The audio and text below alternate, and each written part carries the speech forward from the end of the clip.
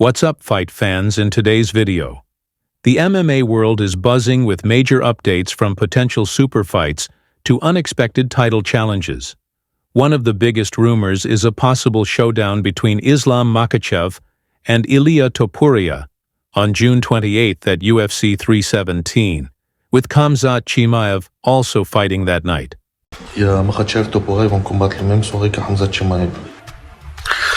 It's tough, man.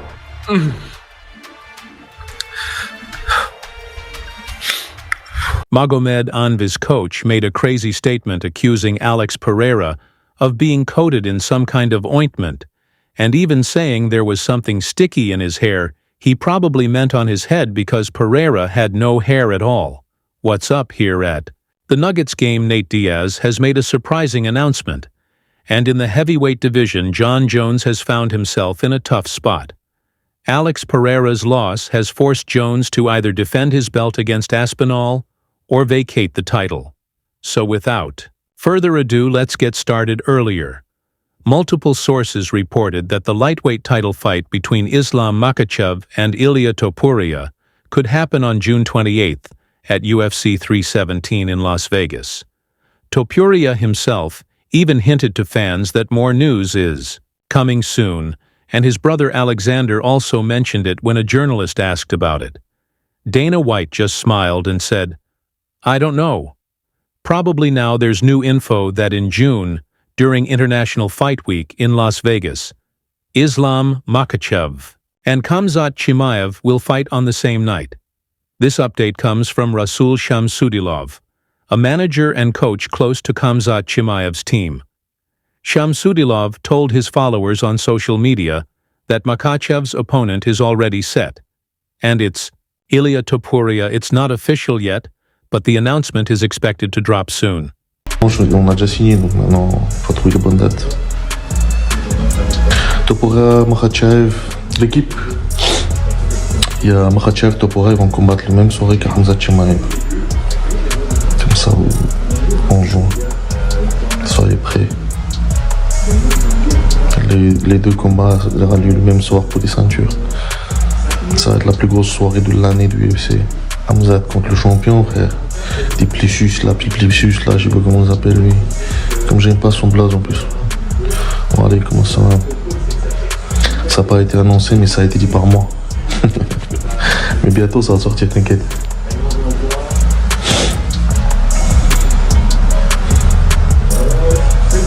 Disbelief, ouais, regardez comment ça va. Bon, Chimaev et Topuria, les deux, je pense qu'ils vont gagner. En tout cas, je vois Topuria 60% gagner contre Islam. Ah, j'ai lâché un sacré info, frérot. Franchement, j'ai lâché une sacré info. Soyez prêts. A lot of fans aren't happy about Ilia Topuria potentially jumping over all the contenders to fight for the title right away. But if the UFC decides to make it happen, fan complaints won't stop Dana White.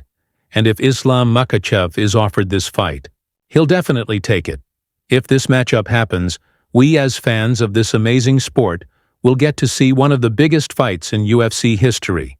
As for the middleweight title fight between Duplessis and Khamzat Chimaev, there's still no official news, so we're just waiting for more updates. Daniel Cormier shared the lightweight fights he wants to see next. Here's what I would suggest, and I'm not a matchmaker. Topuria versus Islam Makhachev. Yes, book it. Gaethje versus Sarukian. Book it. Whoever wins fights Makhachev. That's it right there. That's it. Topuria gets the shot. Sarukian, Gaethje, winner gets the title fight. We're back in line at 155. Oliveira, go down to New Orleans, fight Dustin Poirier. If you win again, you're next after that guy. There it is. That's it. Oliveira fits the bill. Oliveira's a former champion, a big name. He could be the type of guy Poirier would want to fight in his retirement fight. Yeah, I think it's just inevitable that we end up fighting, especially now he's come up to lightweight. It's inevitable. But he's another midget, you know what I mean? He's tiny, don't know what he's doing moving up to lightweight, saying he can't make featherweight anymore, and he tries to call me fat. He's a fat little that he can't make featherweight. So in terms of him at lightweight, say he does get the title shot off the bat, yeah. How do you think he fares against Islam? He gets smoked, gets out grappled, and 3 rounds tops. Islam Makhachev has finally brought the first kid who came to Dagestan for 2 to 3 years to train in Dagestani wrestling. I'm good. Amigo from Madrid. ¿Cómo estás, amigo? Good, but so tired. So tired. Why tired? The training of that. Barca #1? No. Real Madrid. Real Number Madrid. 1. First guy who come to Dagestan for how many? Years. 2-3 years. 2-3 years. Send him to Dagestan. Send your son to I Dagestan. go, but I'm going too though. I'm Why? not. He can't go by himself. Why? Brother, if you want your son high-level wrestling, send him 2-3 years Dagestan and forget. 3 years. Yes. Yes, of course. What is her name? Gonzalo. Gonzalo. What's up here at the Nuggets game? Fan favorite. Nate Diaz has made a surprising announcement. Diaz recently expressed interest in not only returning to the octagon, but also fighting for the UFC championship. It sounds like you're like, well, I'm not done. So like, what would make it finish for you? What would you want to finish for your legacy? Well, everybody's boring right now, so I'm trying to do other shit for the moment, but I want to go back and get a UFC title. Okay. I don't want to fight for nothing, I want to fight for something. Okay.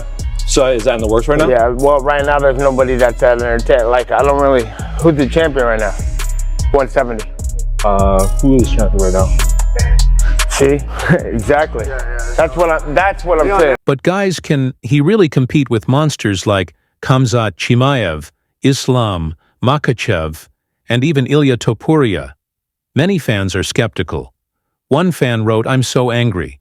They didn't put him in the cage with Khamzat that time. He wouldn't exist right now, William." Closey wrote, "Love Nate, but bro couldn't even compete for the BMF title right now." Another fan wrote, "The guy is finished slow and no power, just very good wrestling. And jiu-jitsu, any top 15 welterweight will finish him. However, Jim and Colby might be a very good matchup. But what do you personally think about this? Share your thoughts in the comments." And we moved on. Magomed Ankalaev's coach, Sukra Magadov, explained why his fighter couldn't take Alex Pereira down and control him on the ground during their title fight, instead spending most of the match standing with the Brazilian. According to the Dagestani coach, Pereira was smeared with something he claimed Pereira had some kind of ointment on him, and even mentioned something sticky in his hair. Honestly, the plan was to go for takedowns in the first round, clinch him and control him against the cage, said the Russian coach. But when Magomed pressed him against the net in our corner, it seemed like Pereira was covered in something.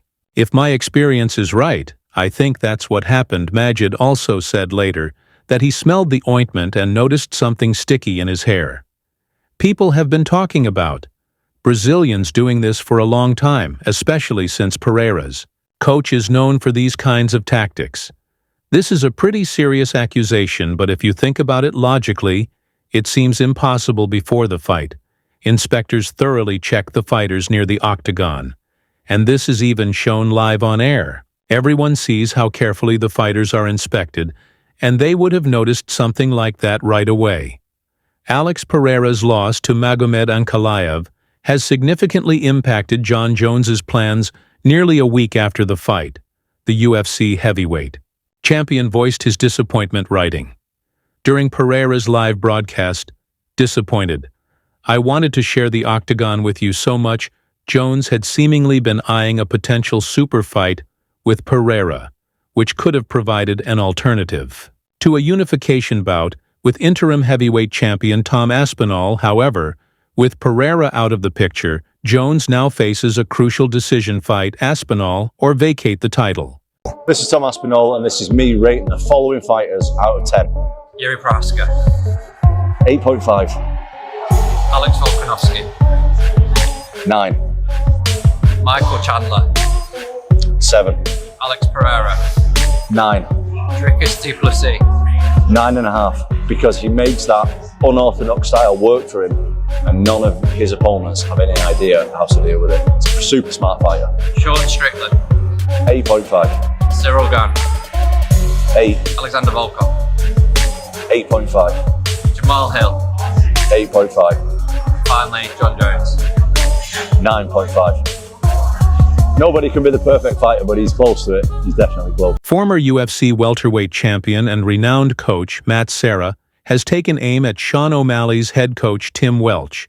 For his cornering tactics, Serra, who coached Sterling and Merab Dvalishvili for years, didn't hold back in calling out Welch's behavior, questioning whether it crossed ethical boundaries in coaching. Sean O'Malley's a nice kid, but he still has like a kid's mentality. He's like, well, there's weight classes for a reason, and Merab would eat him in a street fight. I don't give a what that ginger knows. He would eat him up. I'm not a fan of that guy because when they were fighting, he does some dirty... Like, he's the guy, hey, Aljo, you gotta go. Dude, it might not be against the rules, but you're being a little bitch right now. Yeah, I'm not gonna go, Sean O'Malley, you gotta... First of all, they know my bad accent. Second of all, I'm not gonna fool anybody. Hey, a dirty trick like that makes the fight game better as a whole. Because then it makes fighters prepare for shit like that they never even thought about themselves. Boo! Dad, shut up, dude. We're fighting. You're not fighting. I like when Merab saw him. He goes, hey, you want to go now? Or you want to wait till after the fight? Tim Welch is like, hey, all right. Because, dude, I don't know what world they're from. I don't know what their code is, but I know Merab's. And Merab wouldn't be like, oh, wait. We're going to have a street fight. Let's weigh in. And, dude, shut the fuck up. Look at this. I'm here in the office with my guy G. And I have to sign all these cards. It's going to some lucky people. Look at this handsome guy. Let's go. Let's go. Вот. Сколько? 105, 106, 107, 45, 46, 47, 49, 50.